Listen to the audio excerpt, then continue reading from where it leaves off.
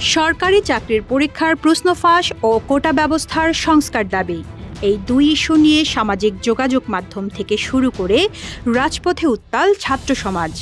শিক্ষার্থীদের কোটা বিরোধী এই আন্দোলনে রাজনীতি ঢুকে পড়েছে, এই বক্তব্যকে এখন ফোকাস করছে সরকার। রাজনৈতিক দিক থেকেও এক ধরনের চাপ তৈরির কৌশল নিয়েছে ক্ষমতাসীন দলটি। সাপ্তাহিক ছুটির পর রোববার অফিস খোলার দিনে সড়ক দখল করে আন্দোলনে নামলে আইনশৃঙ্খলা রক্ষাকারী বাহিনীকে শক্তি প্রয়োগের নির্দেশনা দেওয়া হয়েছে বলেও জানা গেছে।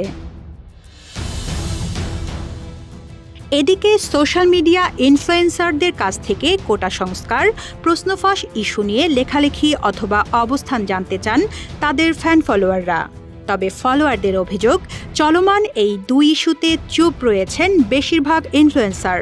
তেমনি একজন ৩০তম বিসিএসের কাস্টমস কর্মকর্তা ও জনপ্রিয় ক্যারিয়ার বিষয়ক বক্তা সুশান্ত পাল। এই বক্তাও এই দুই ইস্যুতে চুপ রয়েছেন বলে জানিয়েছেন তার ফ্যান ফলোয়াররা। এ সময় তারা কোটা ও প্রশ্ন ফাঁস ইস্যুতে এই ইনফ্লুয়েন্সারের অবস্থানও জানতে চান। তবে সুশান্ত পাল এই দুই ইস্যুতে কোনো লেখালেখি করবেন না বলে সাফ জানিয়ে দিয়েছেন। যমুনা রেফ্রিজারেটর, খাবার ফ্রেশ তো লাইফ জম্পেশ।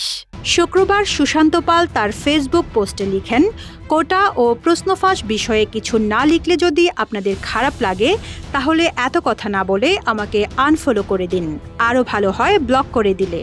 এসব নিয়ে আমি আপনার মনের মতো করে লিখব না, এটা আমার ব্যক্তিগত সিদ্ধান্ত। এত বেশি বিরক্ত করবেন না, আমি আপনার ফরমায়েশের চাকর নই। পোস্টে সুশান্ত আরও লিখেন, এভাবে সহজ করে বুঝিয়ে বলার পরও বিরক্ত করলে তিনি বুঝে নেবেন আপনার কোনো লজ্জা শরম ও কাণ্ডজ্ঞান নেই। আপনি আমাকে ব্লক না করলে আমি আপনাকে ব্লক করব, এবং অবশ্যই করব।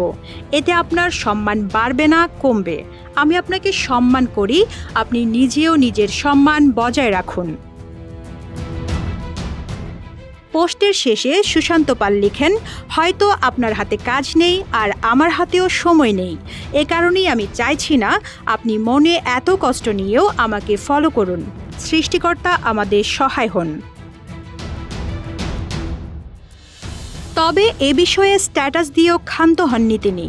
কমেন্টে দিয়েছেন অনেকের রিপ্লাইও। ওই পোস্টেরই কমেন্টে সুশান্ত কোটা আন্দোলনকারীদের উদ্দেশ্যে লিখেন, তোমাদের তো কোটা নিয়ে এত দুঃখ থাকার কথা নয়, তোমরা তো এমনিতেই চাকরি পাবে না, কোটা থাক না থাক।